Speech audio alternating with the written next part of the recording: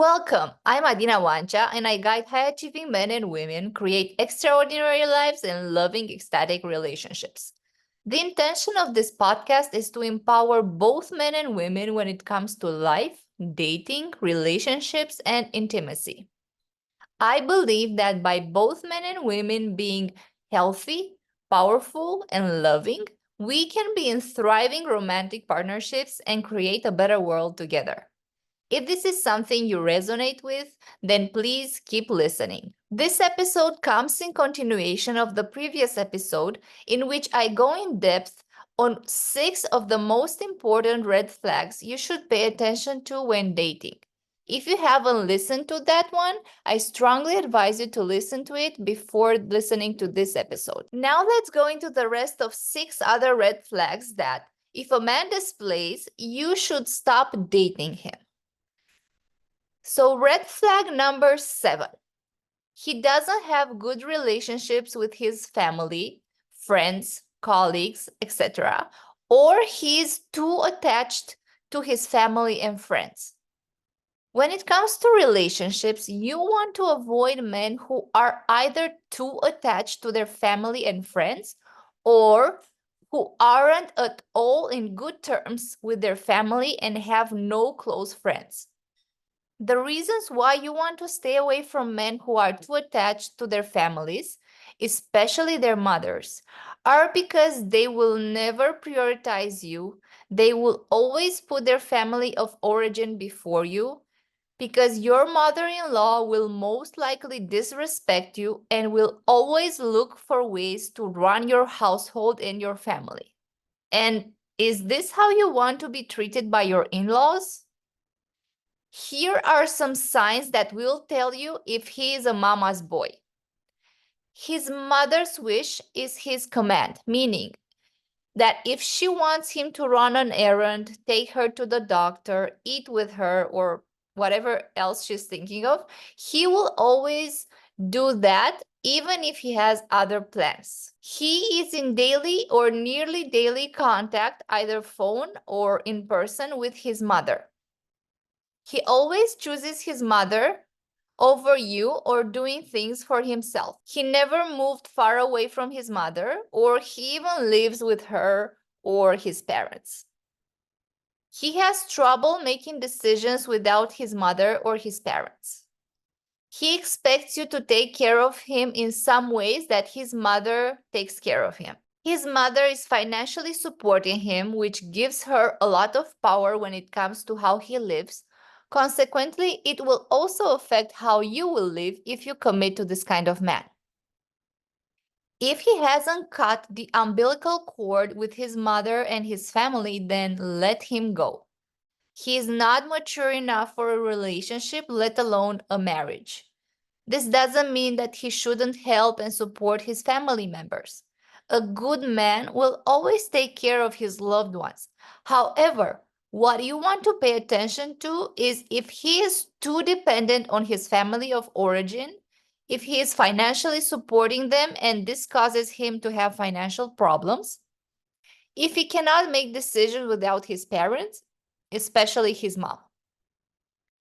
On the other hand, if his family is what we would consider a normal family, but he has no relationship with them, why is that? It's understandable for someone to cut ties with their family if they've been abused in their past, but if not, why doesn't he seem to get along with his family? What are the reasons for that?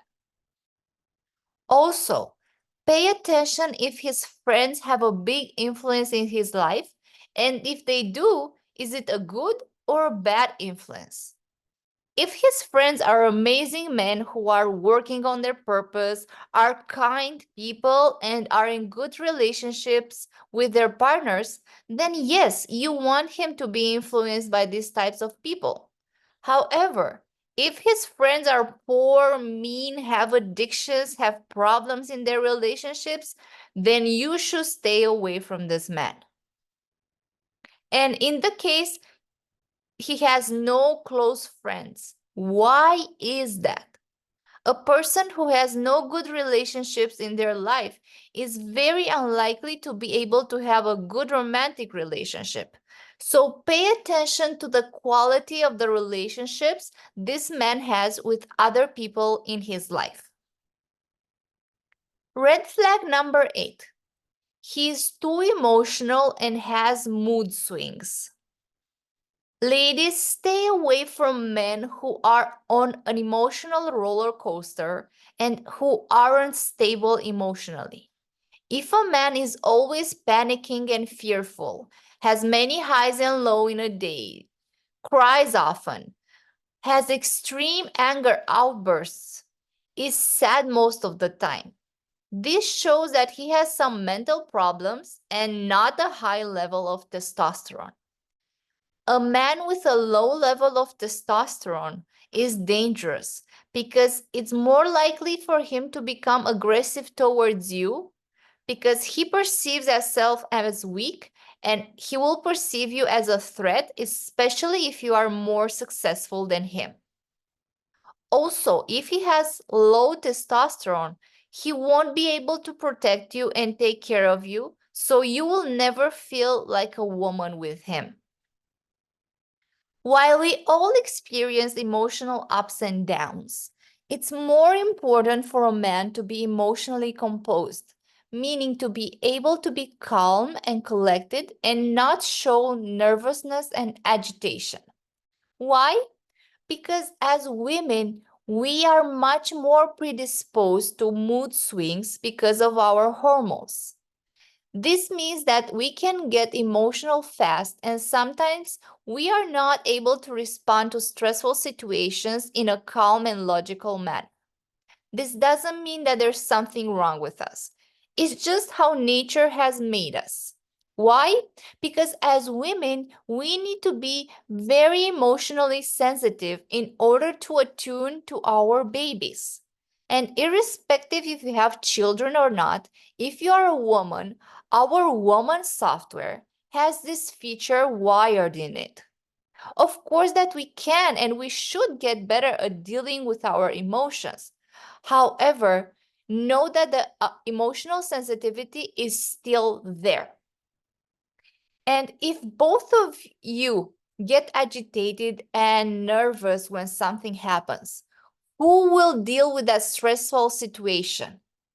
It's not an accident that men represent the majority in fields like police, firefighting, army, which require a high capacity to respond fast and in a calm and collected manner in order to fix an urgent problem. Men have a different hormonal configuration than we do, and they have 15 to 20 times more testosterone than we do.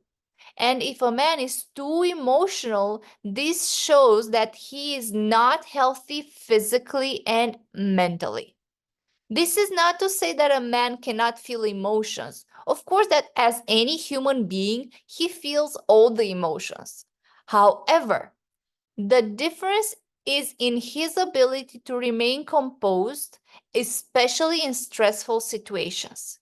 If he cannot do this, then you will be the one who will have to deal with every single challenge and problem that life will throw at you. And this will stress the hell out of you and will also make you love and respect him less. No matter how powerful you think you are and how good you are at problem solving, committing to a man who cannot deal with life's problems will make you very unhappy on the medium and long term. Red flag number 9. He is irresponsible, unreliable, and untrustworthy. Does this man call when he says he will? Did he take you to that concert he promised he would take you? Has he given you that gift he promised he would buy for you? Would you trust this man with your child or your pet for a week? If not, why not? If yes, why? What makes you think that you can trust him with someone so precious to you? Which of his behaviors and actions that you've seen so far show responsibility, reliability, and being trustworthy? What has this man done so far to prove that he's responsible, reliable, and trustworthy? If you had a problem, would you call him to ask for his help? Do you think he could and he would help you fix that problem? These are some questions you need to answer in order to discern if this man is indeed a grown man or if he is a spoiled child. If you are a responsible, reliable, and trustworthy person, why would you want to commit to someone who is not? As adults, we all need to display these qualities in various areas of our lives. Otherwise, we cannot be called adults. We can call babies and toddlers. So, do you want to be married to a baby or to a man? If this man doesn't prove being responsible, trustworthy, and reliable through his actions, then you should stop dating him. Again, he will not change just because you are in his life. Red flag number 10. He is in another relationship or he is separated but not divorced. Let's say you've gone on 3-4 dates with a man who looks good, has a good job, maybe he even has his own business. He makes you laugh, he is charming, he compliments you a lot, and you are sexually attracted to him. And you somehow discover that he's in another relationship or that he is separated but not divorced. What do you do? I want you to observe what you think and how you would act in this situation. If you say something like, well, it doesn't matter, he will fall in love with me and he will choose me, then you need to work more on loving and respecting yourself, because otherwise you will make choices that will sign you up for misery. On the other hand, if you say something like, I stopped seeing him, for me, being the only woman in my partner's life is a non-negotiable. I will not accept to commit to a man who hasn't closed his past relationships or has another relationship. Then if you say this, kudos to you. You are ready to be loved and cherished by a good man. If a man is in another relationship or is separated but not divorced, it should be an obvious red flag. However, some women fall in the trap of dating or even entering a relationship with a man who is already in another relationship or he is even still married. If you are dating for marriage, how do you think that that man is going to marry you if he has committed to someone else? And why would you want to marry a man who is cheating on their current partner with you? That makes no sense. A healthy relationship cannot be built on a rocky foundation. It's like building a house on moving sands. It will fall pretty fast. Ladies, stop doing this to yourselves. If he is not single, he's not marriage material. And I do not care how much you like him or what a deep connection you have with him. Cut that shit out. Red flag number 11. He's too focused on his needs and wants and doesn't care about what you need and what you want. Any relationship is a collaboration, meaning both parties give and receive. If during dating the man gives mostly to receive from you or he doesn't give much, then you should stop dating him. Someone who only cares about what they need and what they want will not make a good partner. If you are very giving and if you have the habit to give to men things, help them in various ways, be intimate with them without a clear commitment, and if you usually prioritize his needs over your own, then you need to pay even more attention to how much and what you receive from a man during dating. Men know that in order to win a woman's heart, They need to be on their best behavior, and they need to take care of that woman in multiple ways. The problem is that many men are receiving sex and love from women for which they haven't done much. Consequently, they got lazy. Let me ask you this. If you received your salary without going to your job, would you still go to your job? It's the same thing with men. Because they receive love and sex without doing much. So now they expect to receive them for free. Let's not forget that 60, 70 years ago, the only way a man could have sex or be loved by a woman was through marriage. Now, I am not saying that you should wait until marriage if this is something you don't want to do. However, you need to have some standards and some non-negotiables when it comes to what this man needs to do for you and ways in which he needs to take care of you before you give yourself to him. When it comes to dating, the rule is that he should give you more than you give him. This doesn't mean that you cannot give him things. However, make sure you give him less than he gives you, and that you don't give your heart and your body for nothing. If you do this, you will be the one who will suffer afterwards. Please, ladies, protect yourselves. Your heart and your bodies are precious. They should only be shared with a man who is kind, takes care of you in various ways, can make you happier and add value to your life, and commits to you. Red flag number 12. He cannot control his sexual energy. What you want to avoid when dating are men who want to go too fast with you, physically speaking. They want to touch you, kiss you, and do even more from the first dates. When you date for a committed relationship or marriage, this is a huge red flag. Why? Because a man who wants to commit to a woman won't behave like that. A man who wants to spend the rest of his life with a woman and build a family with her won't be all over her like that, because he knows that such a behavior shows low values and character on his side and is disrespectful towards the woman. This doesn't mean that he doesn't want to touch you, kiss you, or be intimate with you. It just means he controls himself and that he will ask for your permission and your requirements to do these things. This is a gentleman-like behavior. Also, avoid men who don't seem at all interested in physical intimacy with you, because they might have other types of problems like erectile dysfunction, premature ejaculation, or even be gay. Yes, some men aren't heterosexual, but they date women and even marry them because they want to be accepted by their family and society.